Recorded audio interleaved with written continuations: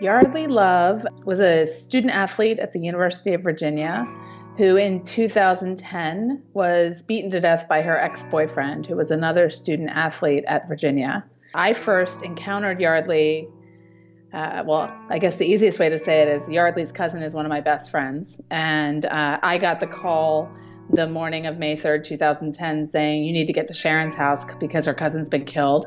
And I jumped, when you get that call, you sort of just jump in the car and go. And I drove down the hill and I walked in the door and encountered my friend Sharon in total shock, sitting there saying he broke down the door and he beat her to death.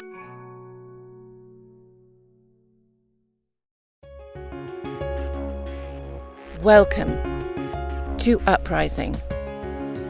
Each episode looks inside what it takes to lead the most dynamic and successful cultural movements. Some of them in the business world, some in the social realm, some in politics, and some in between, to see why people start uprisings. What gives those initiatives momentum and keeps them going? And most important, what lessons can you learn from these movements and how to apply them to your business and even personal life? Let's explore the secret to sparking movements that move people into action. Passionate ideas. Controversial ideas. Uprising ideas. The power is now in the hands of anyone. To start a cultural movement. Today's Uprising Pod is brought to you by warbyparker.com. Get a free 5-day home try-on at www.warbyparkertrial.com/uprising. 5 pairs, 5 days, 100% free.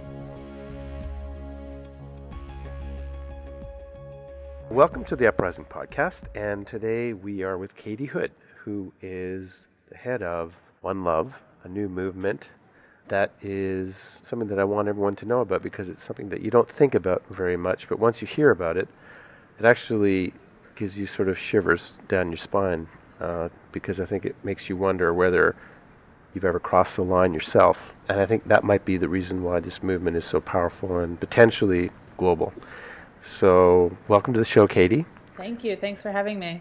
It's a pleasure. Can you tell us who Yeardley Love is and what happened to her?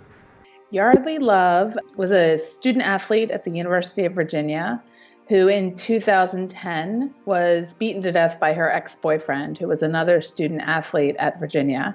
I first encountered Yeardley, I guess the easiest way to say it is Yeardley's cousin is one of my best friends. And I got the call the morning of May 3rd, 2010, saying, you need to get to Sharon's house because her cousin's been killed. And when you get that call, you sort of just jump in the car and go. And I drove down the hill and I walked in the door and encountered my friend Sharon in total shock, sitting there saying he broke down the door and he beat her to death. And so that's not who Yeardley was. That's how Yeardley died. But Yeardley was an incredible young woman who worked her butt off to go to UVA and play lacrosse. And everything was in front of her. She's probably the last person you would ever think would be in an abusive relationship. And I think that's why the media covered her story the way they did. And that's actually the opportunity to educate people that this doesn't happen just to people we have a stereotype about in our head about where domestic violence is or where it lives or who the victims and the perpetrators look like. It's actually something that is everywhere. So from that tragedy came One Love. What is One Love? What does One Love stand for? What does One Love stand against? Yeah.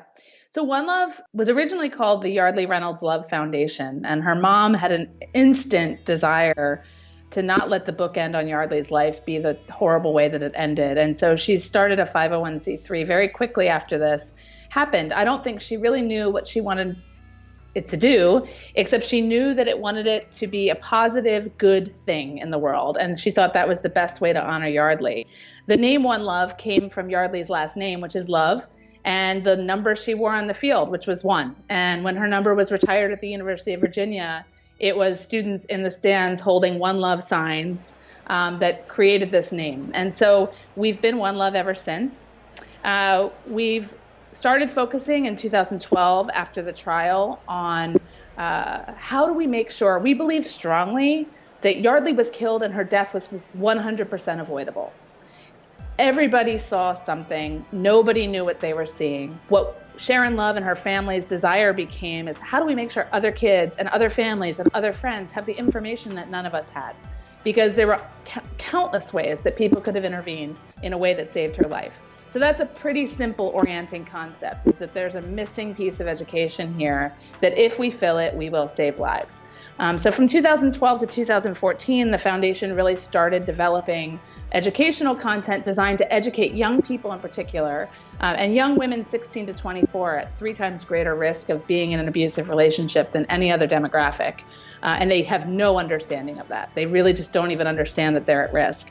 So the idea became, how do we talk to young people in a language they can hear with content they want to consume and that they want to share with their friends? So this virality was always part of what we were going for, is how do we educate people in a way they want to participate in? So that's pretty core to what we're doing.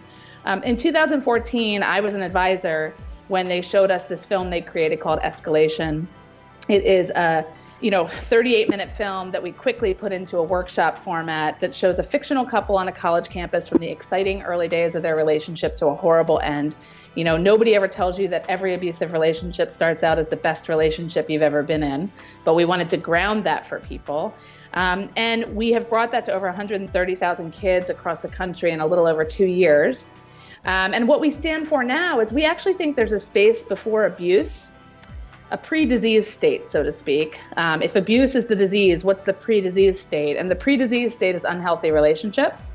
And unhealthy relationship behaviors are something that, as you alluded to, 100% of us have participated in our life. This is not something that happens to others elsewhere. It's something that we do every day. And when we started to realize the power of the discussion we were bringing to young kids and their desire to be part of it and to share, we started to look around and realize nobody in our society is teaching our kids about healthy and unhealthy relationships. So where we are today is we think our best shot at changing the statistics, which globally and in the US are 1 in 3 women and 1 in 4 men will be in an abusive relationship in their lifetime. We think the best way to change that is by getting ahead, getting our kids more mindful about healthy and unhealthy relationship behaviors, arming communities with information that can help themselves and their friends, and then just spreading that as far and wide as we can.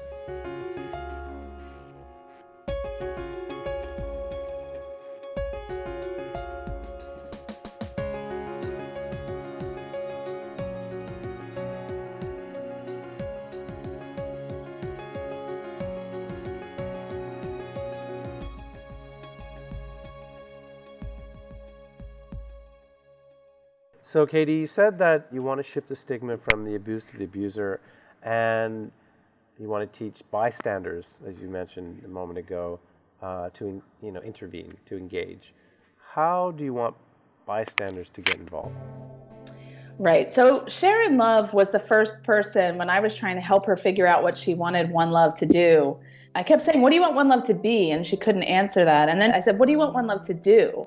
And she said, I want One Love to do what Mothers Against Drunk Driving did and shift the stigma from the abused to the abuser and teach bystanders to take away the keys.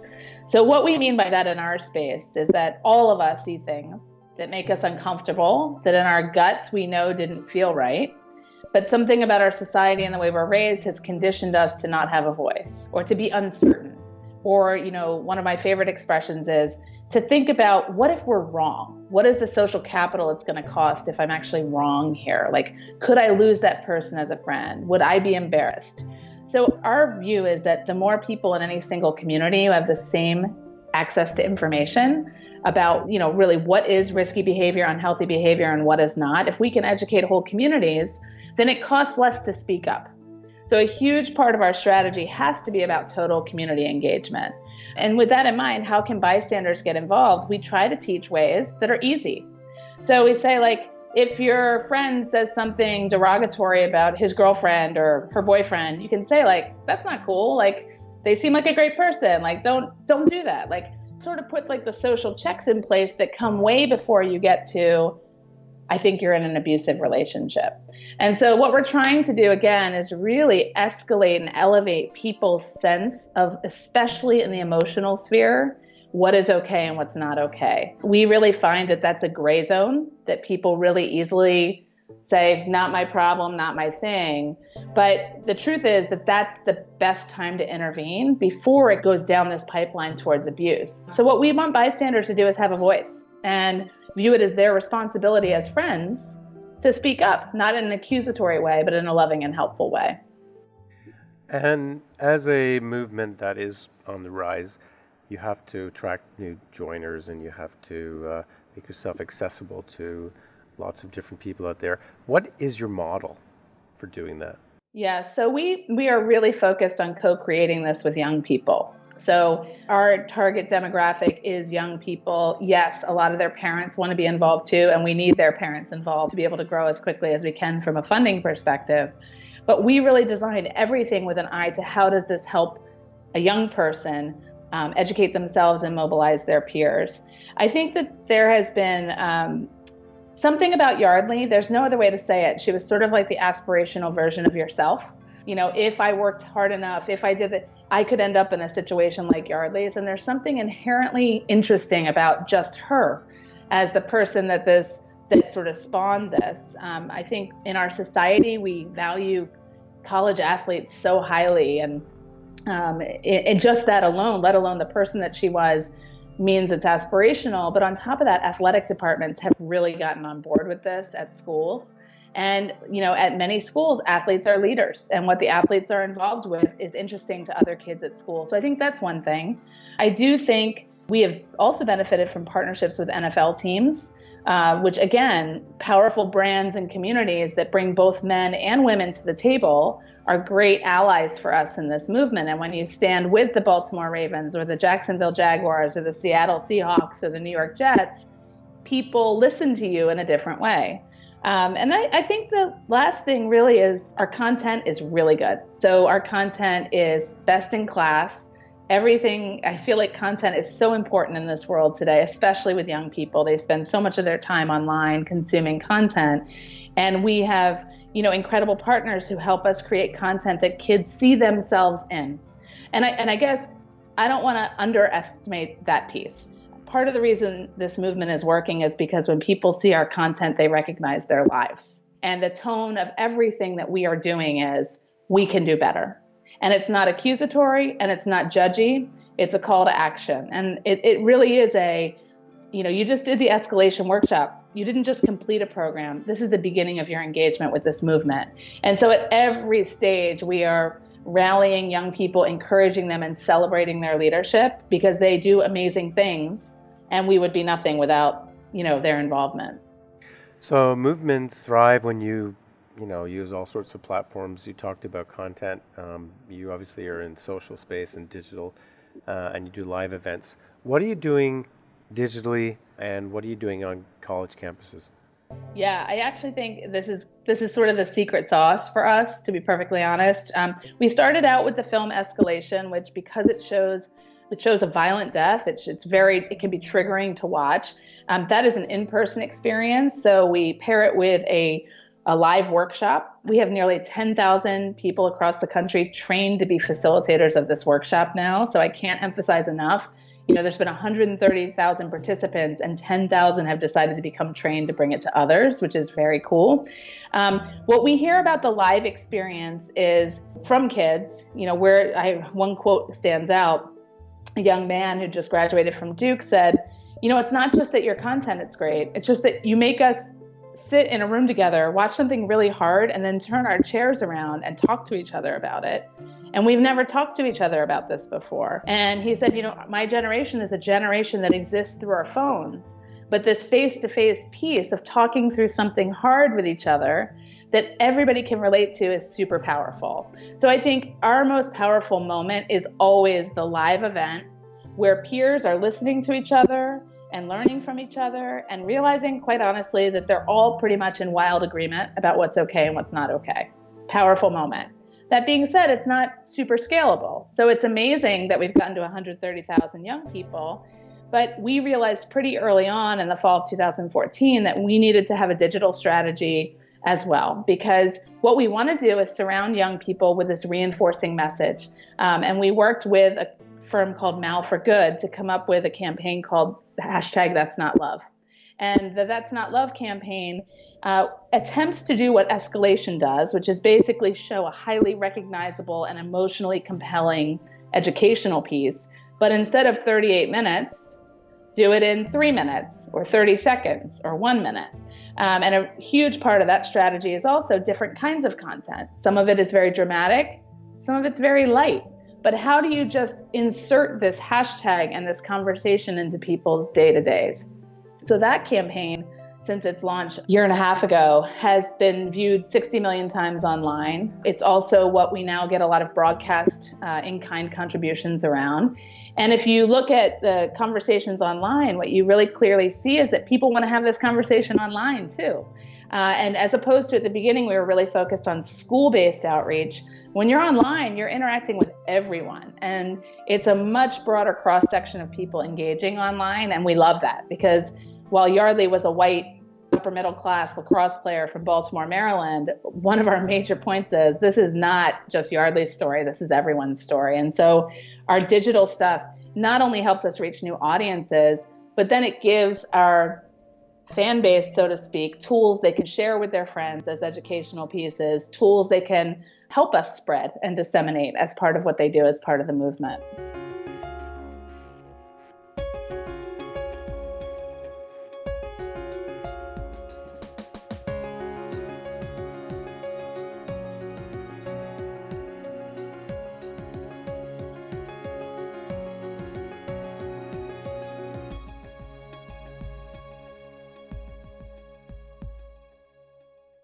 So what's fascinating here is you've taken, obviously, this tragedy, Yeardley Love. You've created this idea that, stands against abusive relationships and actually goes beyond that to extend it to, I guess, everyone so that they're able to think about how they interact with other human beings. And you have built content around it, and then you've used the digital and social media space in order to spread that after having done live events. I mean, all of those steps sound like really smart strategy, and a lot of people, I'm sure, who are listening will learn a lot from what you're saying.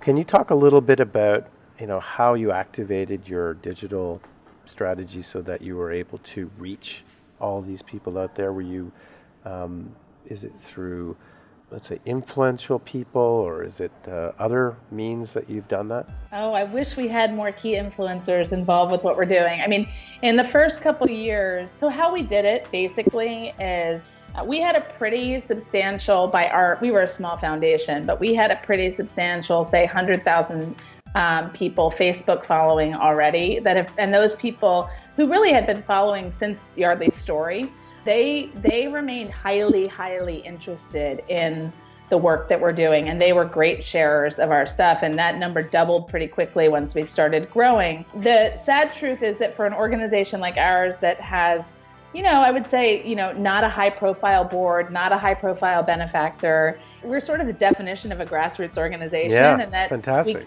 This film was created, and I looked at my friend Sharon, I said, okay, this has got to get to every person in America. Like, we're a product-focused company from the beginning, and we've been reinventing the wheel ever since. So we don't have key influencers that are like our, celebrity voices or this or that. There's no doubt that the NFL, some of these teams sharing on social, spreading the word. We have some allies who believe in what we're doing and have covered the story since the beginning, like a Katie Couric, who will tweet stuff out. But mostly it's been grassroots peer-to-peer engagement.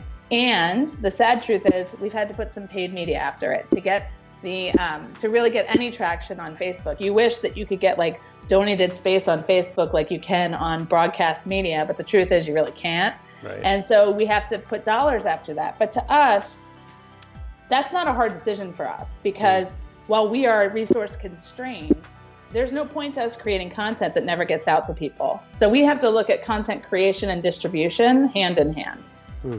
So do you feel that your movement, as it spreads, creates converts, or are you really just aligning with people who already feel the same way that you do? Do you feel like it's kind of like a light bulb moment that Yes. when you're saying that, it's kind of people wake up and they say, wow, this is profound and meaningful for me? It gives me chills when you ask me that question because in every audience that we go to, it is a light bulb moment. Everyone. what people realize is that in the beginning, we would have to drag people into the room to see escalation, because who the heck wants to do something on domestic violence? It's so much easier for us as human beings to be like, that doesn't apply to me. That's other people elsewhere. So we prefer schools to make this mandatory to get kids in the door. We prefer like going to the athletics department than the women's center, although women's centers are incredible allies for us. We need to get to a mainstream audience, because as soon as we show the film, the mainstream audience is going, oh my God, I've seen this before. Right. I don't know if you're probably very familiar with the concept of a commitment curve. Mm-hmm. And this idea that, a lot of organizations. Can you explain it to us so everyone understands? Sorry, yeah. It's basically, it shows the curve that goes from somebody knowing nothing about your issue and not caring to moving through various stages of awareness and engagement to the point where they're actually preaching the message that they've adopted what you're putting out there. And this is really something they talk about a lot with brands. So how does your brand become something where your consumers become like completely wedded to it and they're out there evangelizing for you? But the same applies for movements and nonprofits in general. So the second stage of the commitment curve is awareness. And a lot of nonprofits get stuck at awareness building. Something about our content rockets people through several stages to the point where it is personal. People realize they have seen a friend go through this. They've gone through this. They grew up in a family where this happened. And once it's personal, that's where the action curve really steepens. Once it's personal, people want to participate. And then they want to recruit their friends. And then they start to incorporate sort of the learnings and the knowledge as part of their own essence, so to speak. So I think we are just so lucky that the content, the first piece that was done, has that effect on people, and every sort of bit of content since does too. This is an issue separate of One Love. I can't get over it. Until Yeardley Love was killed, I had never thought seriously about this issue. But it took my friend's cousin being killed to start learning and to realize that every one of us knows somebody. And none of us, we have not had a large-scale discussion about this. This is an issue every person, I think, has a selfish interest in solving. And so we are very much recruiting new people. And I say and I mean this, like, I have no problem with a selfish motive. I have no problem with the fact that people watch our content and they're not thinking about everybody in the world. They're thinking about they want to help their kids, they want to help their friends, and they're going to do something about it. And that selfish motive is very powerful. Do you feel that for the movement to have sort of accelerated that trajectory that you described in the commitment curve, you needed it to be very almost shocking, the story, the film? Would you describe it as shocking, or what is your thinking around that? I would say that it has to be recognizable. So the first film, which is where at the end of it, the young woman is killed by her boyfriend, it's shocking. And it's almost too much. It's like, oh my gosh, this extreme thing just happened. But to be honest, most people say that if the movie stopped right there, they would be like, well, that's got to happen once in a blue moon. But we close the film with a seemingly endless cycle of young people who have lost their lives in violent relationships. And it's their photo, and it's the birth date and their end date and their death date. And that, everybody just stops. Because this is not just Yeardley's story. It's like 30 faces of people who lost their life to this issue. So that is shocking. And that's, definitely that's where we use shock to communicate. Most of our other stuff is focused in the emotional realm. It's focused in the day-to-day things that you see that, you just keep moving by. And so what I would say there is the reason that it's powerful is because it's so recognizable and people realize they've just never really looked at their lives this way before. And I would say in my own family, it definitely, like, I've been married to my husband for a long time. We have a great marriage. We're best friends, but we do unhealthy things. And it makes me more mindful about going back and being like, listen, I'm sorry I did this. Let me explain. My kids, if I yell at them, will say, that's not love. But I'm okay with that because I want them to learn the difference between healthy and unhealthy resolution of things. And then it's okay to speak up. And this is a conversation we should be having with each other. For you, the listeners of Scott Goodson's Uprising Pod, Warby Parker is offering a free 5-day home try-on to give you the opportunity to check out their glasses. To get your home try-on today, go to warbyparkertrial.com/uprising. Again, that's warbyparkertrial.com/uprising for your free 5-day home try-on.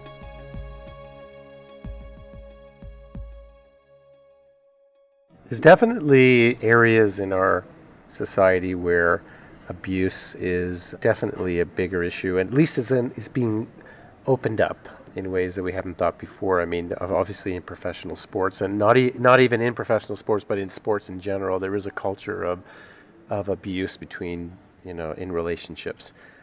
We've all seen those professional sports videos where, some male has done something very violent in an elevator or something. Jonathan Krakauer's book, Missoula, about rapes on college campuses in America.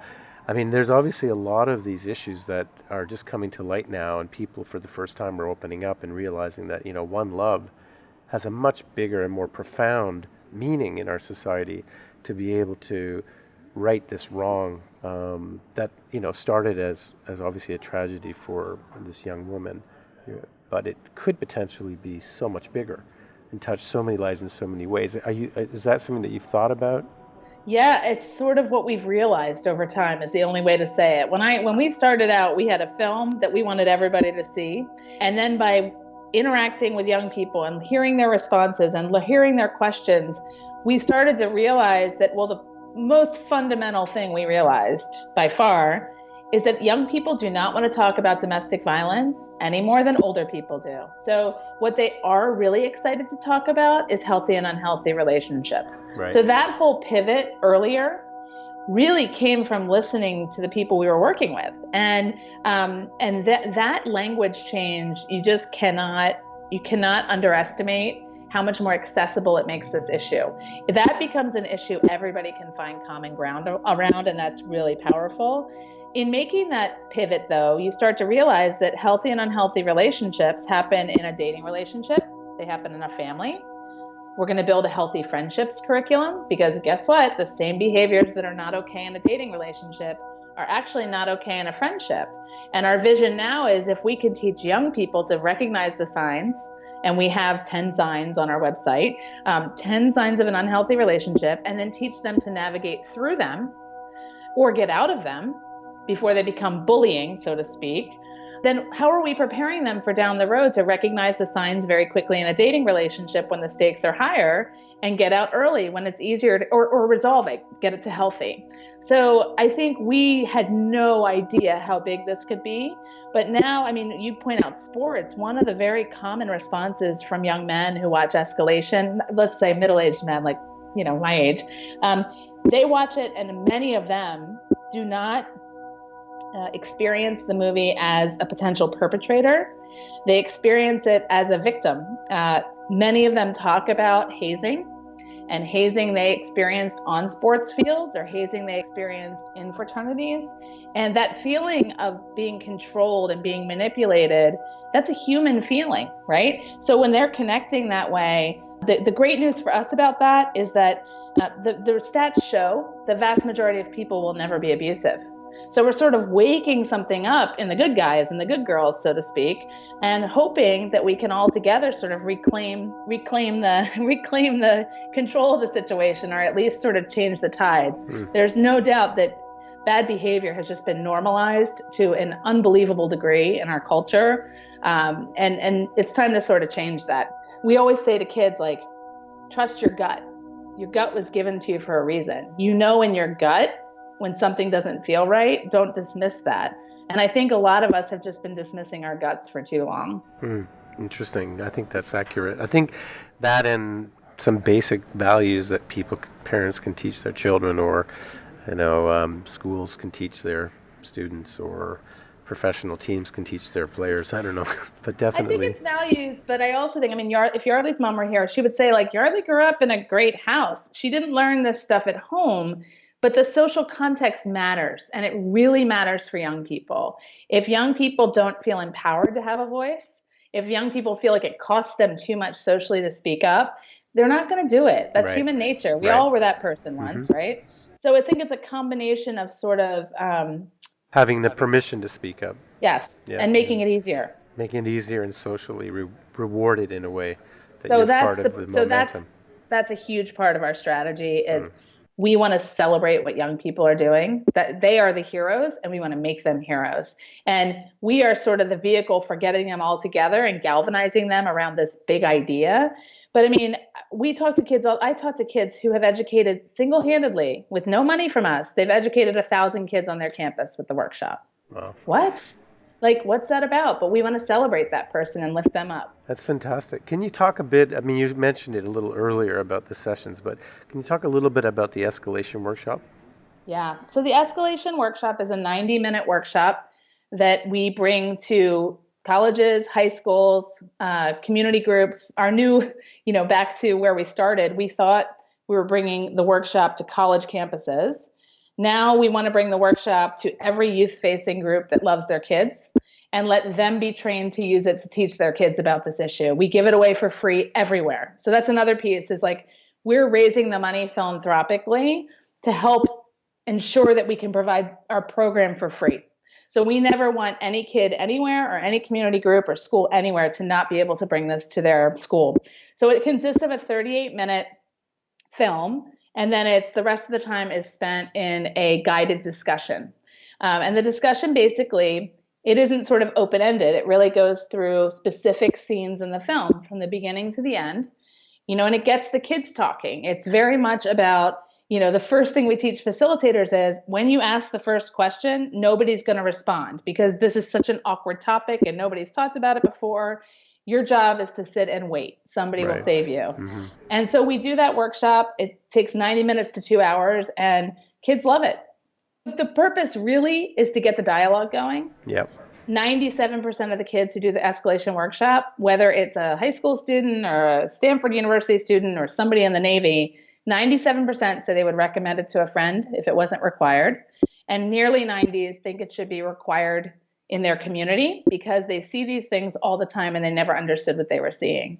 So that's the product that I inherited. I did not create that workshop, but that's the raw material we were given, and it's a great launching pad for engagement. And we have a lot of we're starting to use all the That's Not Love digital content. We're going to be building discussion guides around each one so that if a coach or a teacher only has a half an hour, a week for 4 weeks to cover this issue, they can find the content and the discussion guide to lead it in a shorter session. That's brilliant. So none of it's evidence-based yet. I mean, that's probably one of our biggest barriers is, people are used to, I want evidence that this is changing behavior. And hopefully we will have that at some point. But our attitude now is we're going to be confident in the fact that the more discussions we're starting about this everywhere, the better. And we certainly know from the letters we get from young people and just, what they say to us about what the experience has done for them, that we're certainly not doing any harm through this process. So that's where we are today. That's fantastic. Well, you certainly seem like a force of nature in order to galvanize people for this movement. That's quite remarkable. What do you sort of pull in order to find motivation to drive this forward? Like you as a human being, obviously you come in, you have this passion, obviously this person that was part of your family, but getting up in the morning every day, focus on that. What is it that, as a person who leads this type of movement, what do you have? It just makes so much sense to me. It's so logical to me. Well, first of all, at this stage, 3 years in, we're starting to hit a tipping point. We were pushing this uphill for a long time. And trust me, there were like many sleepless nights. Like, are we going to be able to raise the money to scale this? Are we going to be able to recruit the talent? Are we going to be able to build the partnerships?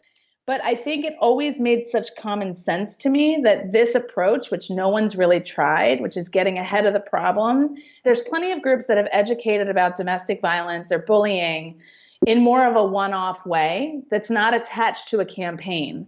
But this idea that we had identified that this is an issue that actually affects everyone and that no one is teaching in a systemic way about unhealthy relationships and healthy relationships, and that because of Yeardley and her story and the power of, the content we created, we might have the opportunity to raise it up. It's intoxicating. It's the only way to describe it. And in a way where it's like, who are we to think that we could actually change the statistics around relationship violence? I mean, it's a ridiculous, audacious goal, but I remember a year and a half ago saying to my board, like, at the end of the day, we may be the only people on the earth who can take this shot on goal right now. And it seems like the best way to honor Yeardley is to take the shot on goal. And I think that's been a fundamental mindset of her family. I don't think it's easy for her family. It's easier now that this is building, but to keep talking about this horrible thing every day. Right, yeah. But now they realize how many people they've touched. And the next phase of One Love that we're adding in is we're going to do a ton more storytelling. Just we get stories every day from men and women across this country who've been affected by this issue, and increasingly around the world, actually. And what we want to do is let them tell their story, because their story has educational value for people who can listen, who want to listen and learn. And then it also has a great healing power to be able to sort of let the genie out of the bottle and say, this had me, it doesn't have me anymore. So, and storytelling is there one story that you just didn't think of that moved you recently?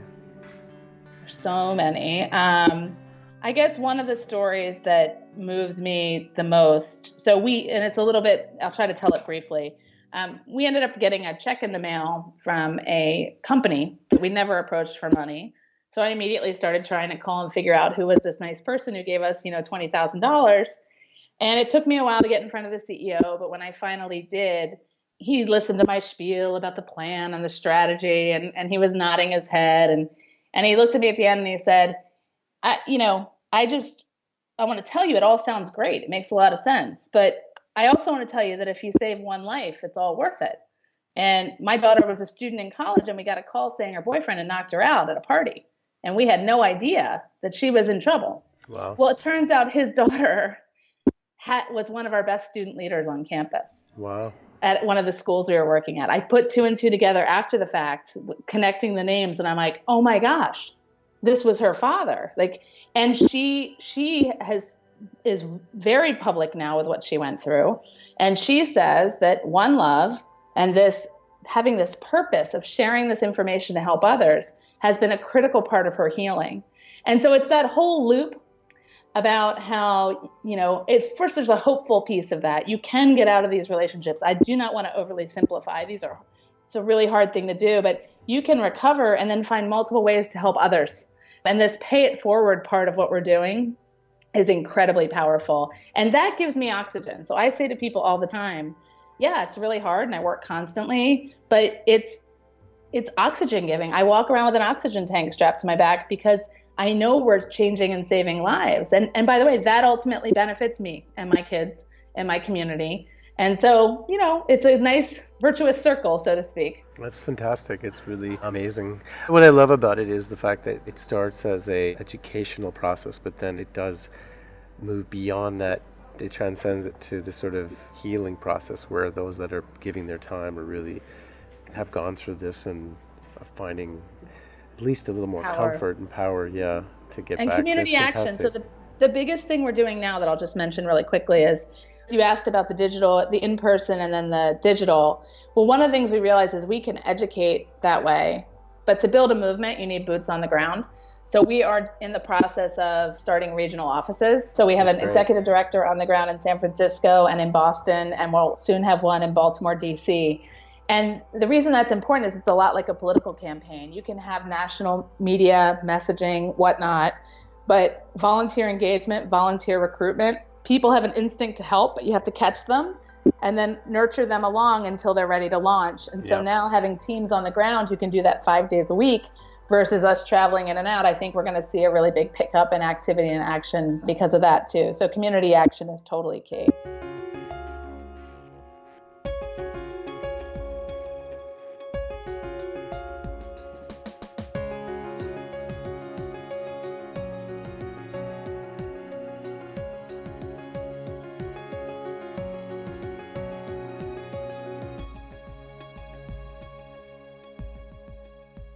Well, I think part of this is also about finding individuals and organizations that have a common interest, and whatever that is, and it's interesting sometimes you have to put it out in the world because you don't know who may have a common interest, 100%. So it's fascinating in that respect. No, I mean, you asked about key influencers. Like, Yeah. I'm just going to keep talking about this because one of these days, somebody with an incredible amount of ability to influence is going to raise their hand and say, so this was me, or this would have helped me. How do I Right. help you? Yeah. But we're still building the brand to the point where we're even findable. Yeah. No, exactly.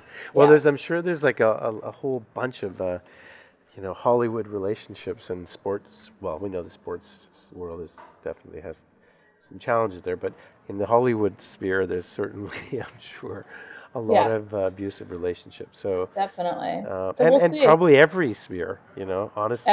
Every sphere. Because I think read the Bronxville police blotter. Yeah.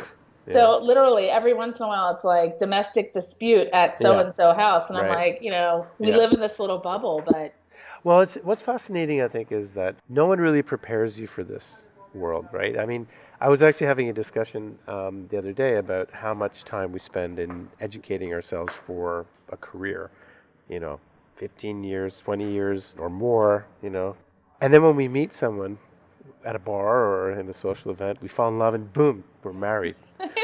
We don't even think about it. And then we're having kids.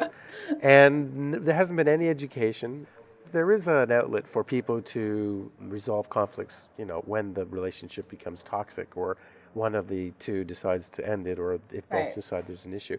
But there's never really sort of a education for a young woman or a young man in terms of what is a healthy relationship and how should it be. And especially today, where so much of what we think relationships are is fantasy on the internet, right? Right.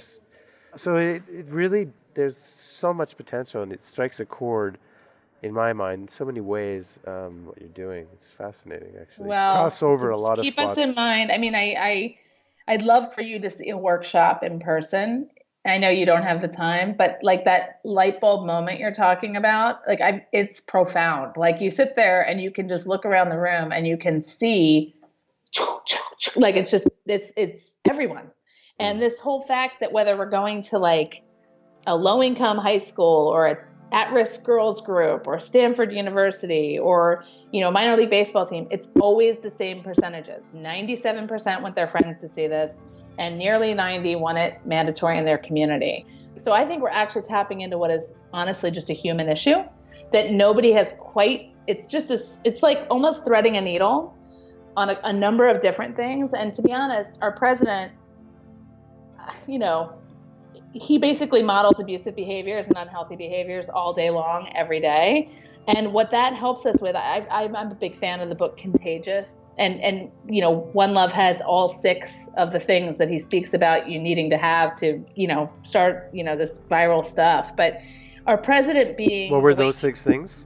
It's social currency. So people care about how they look to others. They want to seem like a healthy relationship person, right? Triggers, so top of mind stuff, so that if there's things in the news or things in your life that make you think about this issue, you'll think about the brand. So with us, unhealthy relationships are all around us. They're on TV, they're everywhere. Emotion, so when we care, we share. So emotional content often goes viral. And so our content really inspires. This issue is emotional, and then the content is emotional.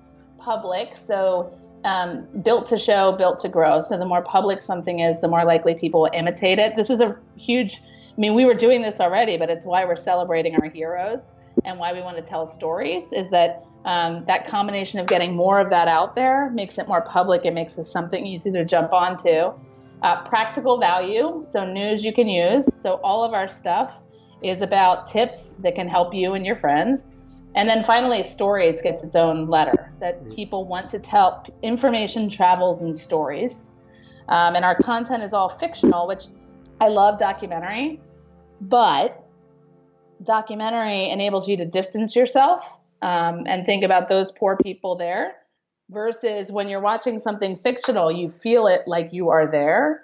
And that, we didn't plan that, but I think that's actually a huge reason why our content is very strong. If we'd just done a documentary on Yeardley Love's life, this many people would have cared, but now it's like something fictional that people are going, oh my gosh, like, yeah.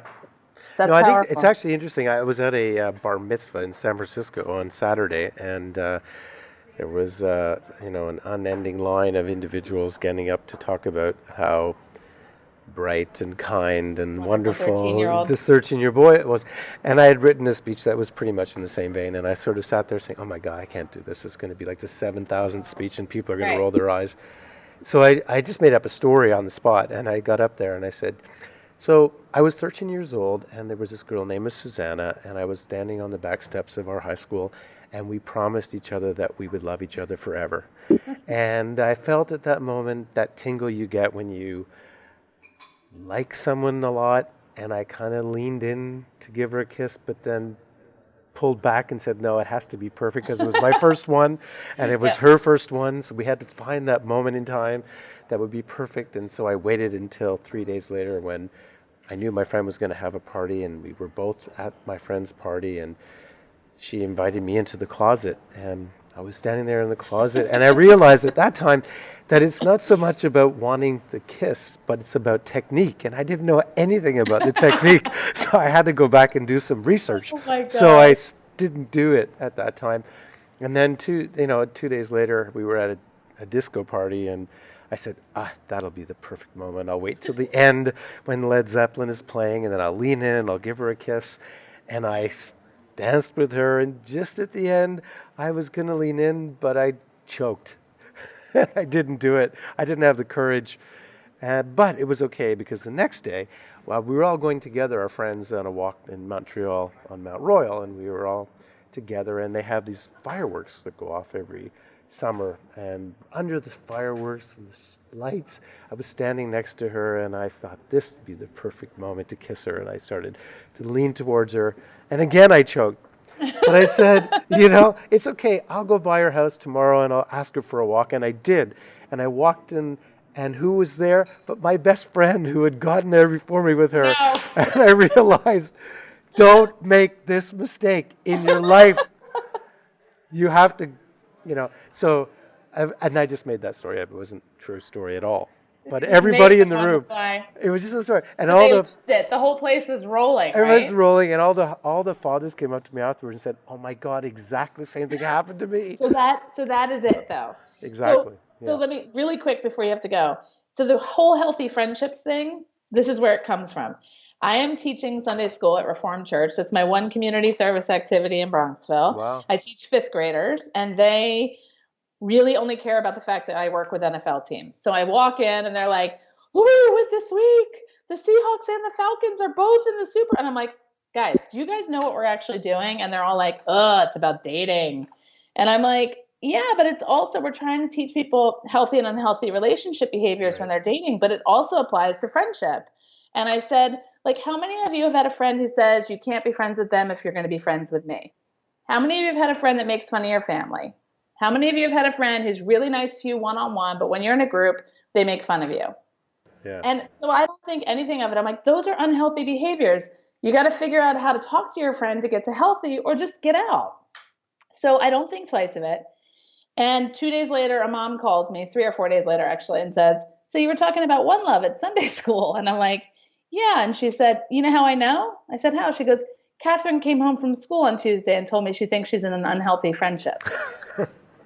And I'm like, oh my God, that was like a 4-minute conversation. Wow. But when you speak with examples that people can relate to, yeah, the learning happens so much faster. So I think our content being like our next piece that's going to come out in July is really focused on just social media and how in using social media, we just really like hide the authentic from ourselves and from our friends. So our friends can't even help us when all we're doing is posting a seemingly endless stream of positive pictures about our relationship online.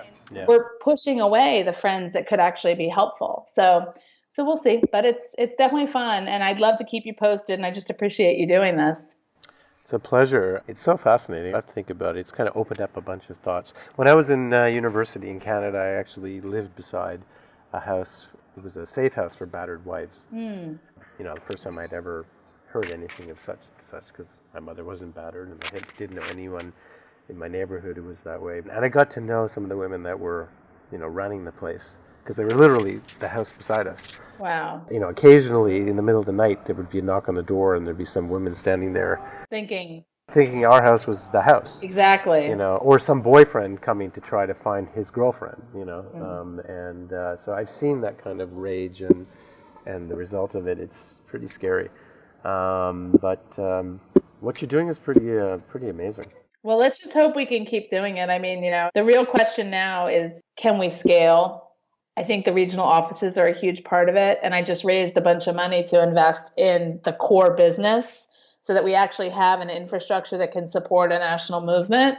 All I keep doing, like one of the things I think I've done really well is talking to smart people who all have different perspectives on this and then trying to leverage whatever brilliance they have into what we're doing. And that includes the smart young people we're working with too. So that's wonderful. How do I join? I've heard you. You know, it's very moving, and I'm interested. Where do I go? How do I find out about your organization, and what can I as one individual do? Yeah. Well, the great news is I used to work at an organization where it was really hard to recommend anything, but you can give us money. Money still matters. And my vision ultimately is that we should be able to have 20 million people giving us $1 a year around the world. There's no reason we can't. This touches everybody. But you should go to joinonelove.org. That's one way. You can do what you did and see what's up there and see the content and read more about what we're doing and sign up for updates or send us an email at info@joinonelove.org. You can also follow us on social, on Twitter and Facebook and Instagram at Join One Love. Sometimes it's ONE and sometimes it's the number 1. But basically then you can share the content with your network. You can share the content with your friends so that you can start being a sort of digital ambassador for us, helping people find information that can help them, but also find the organization. And then I guess finally, I would say, like, anybody who really wants to get involved and becoming a volunteer, either on campus or in the community, please let us know. There are countless opportunities to share this information with people, and we're only just getting really good at it. So we'd love to work with you to bring it to your community and the people that you love. And if you have ideas for that, you can reach out to you on the website? Yes, exactly. Awesome. info@joinonelove.org. Perfect. Well, Katie, this has been incredibly enlightening, and what a wonderful story. I mean, it started as a tragedy, but it is a beautiful life story. I'm sure Yeardley is smiling down and seeing what's going on. She may actually be just like architecting it all from above. Because like I'm a really good leader, but I got to tell you, like I feel like somebody up there is really buttering the bread on both sides, so to speak, in terms of making this work. I do believe that actually.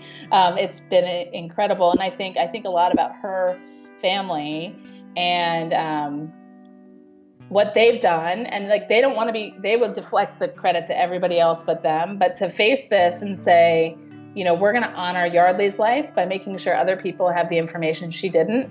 It's profoundly inspiring to me. So I'm just glad it's working.